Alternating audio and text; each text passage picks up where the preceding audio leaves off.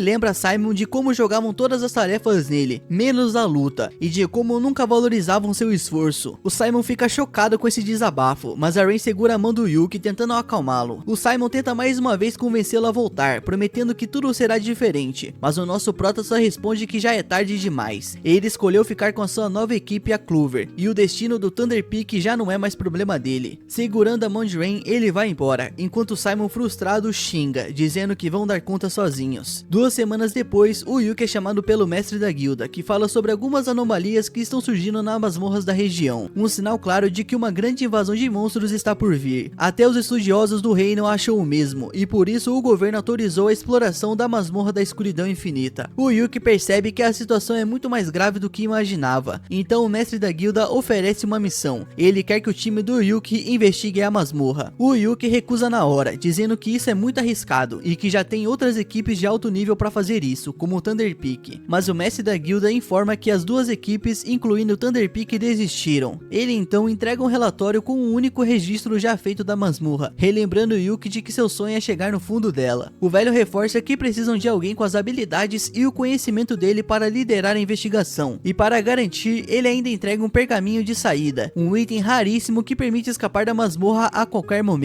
O Yuki estranha tanta insistência e pergunta o motivo disso, e o mestre da guilda responde que ele é o único em quem pode confiar essa missão. Logo depois, a recepcionista aparece e entrega um convite oficial do rei para o Yuki. Ele percebe que recusar agora vai ser complicado, e diz que precisa consultar o seu grupo antes de dar uma resposta final. De volta para casa, o Yuki explica tudo para as garotas e sugere que recusem, mas para sua surpresa, elas discordam. Segundo elas, tendo o melhor equipamento e com um pouco de sorte, eles podem encarar essa investigação. Mesmo assim, o nosso prota hesita, com medo de perder alguém. A Rain então o abraça e pede para que ele confie mais nelas. As outras meninas concordam e dizem que ele precisa parar de duvidar e simplesmente seguir o seu sonho, porque elas querem crescer no mundo de aventureiros ao lado dele. As palavras delas dão confiança ao nosso prota, e ele vai ao escritório do mestre da guilda com o seu grupo para aceitar a missão. Ele avisa que pode precisar de mais um membro para cobrir a função de batedor, e o mestre da guilda, que já esperava por isso, chama a recepcionista, que traz uma menina gato nervosa. Ela se apresenta como Nen, uma ninja especialista em infiltração, e diz que quer entrar no grupo para essa missão. O time já tá pronto, então o Ben-Hur e a Meme guiam todo mundo até o porão da guilda, onde fica a entrada da masmorra acromática. A Silk fica toda surpresa, porque ela nunca imaginou que a entrada do calabouço ficava bem debaixo da guilda. Nisso, a Meme explica que na verdade a guilda foi construída bem em cima da masmorra justamente para manter a entrada lacrada e sob controle. E o nosso prota tá na sede, ele quer entrar logo, mas antes que ele possa, o Ben-Hur tem um aviso importante. A outra equipe de ranquear que deveria participar dessa investigação deu no pé, vazou, desistiu. Ou seja, só o grupo dos safados do Thunder Peak tá lá dentro agora. E sabendo da treta entre o Yuki e o Thunder Peak, o Ben-Hur achou melhor avisá-lo antes, já que existe a possibilidade de eles se encontrarem. Além disso, a guilda está investigando o Thunder Peak por fraude, estelionato, porque parece que o Simon tá torrando o dinheiro da missão para outros fins. Mesmo assim, o Ben-Hur pede para o nosso prota manter a calma. Calma lá, meu filho, não vá sair batendo em todo mundo, e manter as coisas civilizadas caso encontre o grupo rival, já que brigar dentro dessa masmorra seria um baita de um problema. Com tudo esclarecido, o porão da masmorra se abre e a equipe se prepara para começar a investigação. E antes de entrarem mais uma vez, o Ben-Hur lembra que a missão é apenas explorar. Eles não precisam sair derrotando monstros ou tentando limpar o calabouço. Todo mundo concorda e sem perder tempo eles iniciam uma live para os espectadores. O Yuki cumprimenta a galera, pede os 50 mil likes e avisa que o grupo Clover está indo para a masmorra acromática pela primeira vez, e tudo será transmitido ao vivo. Como a Meme é a batedora do time, o Yuki entrega a ela uma lanterna e um artefato bússola, facilitando bastante seu trabalho. Ela dá uma olhada ao redor e confirma que não há monstros por perto. A bússola indica uma direção específica, então ela veste seu manto da invisibilidade e corre para investigar. Enquanto isso, a Silk pergunta ao nosso prota como ele se sente finalmente explorando essa masmorra lendária. Mas para ser sincero, ele tá achando isso um tédio, ele não está tão empolgado quanto imaginava. A Marina acha que é só porque a missão só está começando e logo vai ficar mais divertida. Já a Silk está bem animada. No começo, ela virou aventureira só pelo dinheiro, mas depois de ouvir o Yuki falar sobre o sonho dele, ela começou a gostar de verdade da ideia de explorar masmorras por um propósito maior. Pouco tempo depois, a Meme volta e avisa que encontrou o caminho certo, mas que o lugar é muito esquisito. O tal caminho é nada mais que uma porta flutuando no meio da floresta. E bizarro, mas sem escolha, o nosso prota e o grupo atravessam a porta e vão mais fundo na masmorra. Durante a caminhada, o Yuki comenta que o Thunder Peak entrou ali 2 semanas antes e já está no 8º andar, ou seja, por enquanto a chance de encontrá-los é bem pequena. Ele reforça que o objetivo do grupo é só investigar se há algo estranho na masmorra, eles não precisam lutar, mas como sempre, ele não deveria ter aberto a boca grande dele. O caminho deles é bloqueado por uma criatura esquisita, meio peixe meio monstro, e não tem jeito de passar sem enfrentá-la. Como o Yuki nunca viu nada parecido, ele prefere não arriscar e já começa a bolar uma estratégia. Ele pede para Rain preparar um feitiço de fogo compacto e manda Silk mirar as flechas na cabeça da criatura, e instrui Marina a usar uma crossbow. E a Marina não gosta nada disso, normalmente ela luta com uma espada, mas o Yuki quer acabar com o monstro o mais rápido possível, então uma besta é a melhor opção. E a Marina fica um pouco desapontada, já que ela queria usar a sua nova espada depois de conseguir o cargo de samurai. Porém aqui não tem tempo ruim não, minha filha. A besta também é muito maneiro. E com o plano definido, o nosso prota parte para o ataque, conjurando um feitiço de mísseis prismáticos. Assim que o monstro avança, ele dispara o feitiço seguido por um virote de besta de marina, abrindo um buraco no peito da criatura. Rain aproveita e lança seu feitiço de fogo direto no buraco, lá ele, queimando o monstro por dentro, enquanto Silk finaliza com algumas flechas bem no meio da cabeça. Meme fica impressionada com a eficácia do grupo, eles detonaram o bicho rapidinho, e agora que o caminho tá livre, o time segue para a sala segura. Quando chegam lá, o Yuki sugere uma pausa e corta a transmissão da live. Ele pede para todo mundo fazer um balanço de recursos usados, mas tirando algumas flechas gastas na luta, o time tá bem equipado. O Yuki fica aliviado por saber que todos estão em boa forma, agora é só continuar a exploração. Antes de seguirem em frente, ainda tem uma última coisa, o baú do tesouro. É óbvio que eles vão abrir, mas o nosso prota fica na dúvida se eles devem transmitir isso ao vivo ou não. Silk lembra que se tiver algo valioso dentro, algumas pessoas invejosas podem acabar ficando incomodadas com um grupo rank C conseguindo um loot desses, e isso faz muito sentido. Então o nosso prota decide abrir o baú bem longe das câmeras e dá o sinal para a Nenê destrancar. E enquanto trabalha na fechadura, a Nenê percebe que tem alguma coisa estranha. Tem uma armadilha embutida, mas isso não é problema. Ela é habilidosa o bastante para desativá-la. Pouco tempo depois, o baú se abre e todos ficam impressionados com o que vem. Ele tá cheio de joias brilhantes. O Yuki pede para Silk guardar os itens no bolso dimensional dela, e enquanto isso, ele dá uma olhada no fundo do baú. E para sua surpresa, ele encontra um anel mágico e uma coisa muito estranha. O anel parece ser útil, mas o outro artefato não mostra nenhuma informação na avaliação de Yuki. Aparentemente, ele ainda não tem atributos definidos, o que torna ainda mais interessante. O nosso prota decide que não vai fazer merda, e decide que vai mostrar isso para o Ben-Hud antes de testar qualquer coisa. Já o anel, ele acha que seria perfeito para Rain, pois tem a habilidade de acalmar quem o usa, então ele dá o anel para ela. E olha só, o anel já tá funcionando. Ela só dá um leve surto quando o nosso prota se ajoelha para colocar o anel no dedo dela. O grupo então continua explorando a dungeon, e Nenê logo encontra uma escada para o segundo andar. O Yuki elogia seu trabalho como batedora, mas ela diz que só está indo bem por causa do artefato da bússola de vento que ele emprestou. E o nosso prota fica surpreso com isso, já que achava que todo mundo usava esse tipo de ferramenta para navegar pelas dungeons, mas aparentemente só ele tem artefatos de alta qualidade, e acaba achando que isso é normal. No segundo andar, eles fazem uma pausa na sala segura, né? Descansar que os caras não é de ferro. E o nosso prota pede para que todos relatem qualquer coisa estranha que tenham notado até agora. A Silk comenta que algumas partes da dungeon parecem ter mudado de aparência, além do monstro com cabeça de tubarão que enfrentaram. Mas o mais bizarro foi terem achado um baú do tesouro logo no primeiro andar. E isso não faz o menor sentido, já que todos os tesouros normalmente só aparecem em andares mais profundos. E a raridade do loot é proporcional ao perigo do andar. Ou seja, algo está muito errado. Com tantas coisas suspeitas, o nosso prota acha melhor não abusar da sorte e não irem mais fundo por enquanto, já que foi uma missão bem sucedida. Eles investigaram bastante, encontraram artefatos interessantes e não sofreram nenhuma baixa. E tudo isso estava perfeito, até eles darem de cara com o Thunder Peak. O Yuki realmente torcia para nunca mais ver esse pessoal. E claro, eles continuam os mesmos. O Barry e a Camila já chegam no modo de reclamações oficiais, jogando na cara do Yuki que ele é um ingrato, enquanto Jasmine só fica no fundo tentando fingir que não faz parte desse grupo, esses vergonha. Então o safado do Simon se aproxima e do nada diz que já que a Clover também tá na dungeon, ele vai ser legal e formar uma aliança. Só que esse merda tem uma ideia de aliança bem peculiar. Ele simplesmente manda o nosso prota entregar todas as informações e os itens valiosos que encontraram até agora. O nosso prota não acredita na cara de pau desse filho da mãe, de achar que ele aceitaria uma proposta tão absurda dessas. Mas o Barry, com aquele sorrisinho irritante, aponta que o grupo do Yuki é só de rank C, então nada mais natural do que se aliarem a um time de rank A. Na cabeça dele, o nosso prota ainda deveria estar agradecido pela oportunidade. A transmissão ainda está rolando e os espectadores já perceberam que o clima está esquentando. O Simon continua despejando as suas baboseiras e ainda exige que o nosso prota dê a ele todo o crédito pelas descobertas da missão. E o nosso Yuki já tá sem paciência com esse porra, mas antes que ele pudesse responder, a Silk se adianta e dá uma cortada nele, chamando o Simon de sem vergonha, safado, filho de uma mãe, desgraçado por querer se aproveitar dos outros. Só que além de safados, esses merdas também são bando de preconceituosos e não perdem a chance de destilar racismo contra a Silk, a chamando de seguidora imunda do Deus das Trevas e dizendo que uma selvagem como ela nem deveria estar ali falando. E depois disso só pra baixo, a paciência do Yuki acabou. Zoar com ele tudo tudo bem, mas mexer com a sua família aí não. Alguém ali ia acabar saindo num caixão. O Simon tenta fingir que não disse nada demais, mas o Yuki tá sério. Ele prefere morrer a se aliar com esses merdas. E já que ele não quer ser preso e ter sangue sujo nas mãos dele, ele manda todo mundo do Clover se mandar dali, deixando os 3 narcisistas espumando de raiva. Jasmine, por outro lado, tá completamente desconfortável com essa situação. E pra piorar ou melhorar, dependendo do ponto de vista, tudo isso foi transmitido ao vivo. Ou seja, o mundo inteiro acabou de ver o Thunder Peak sendo abertamente um bando de safados. Agora é só esperar a internet fazer a sua parte e cancelar todo mundo. E só 2 dias depois, adivinha quem foi chamado para uma reunião com o Ben-Hur?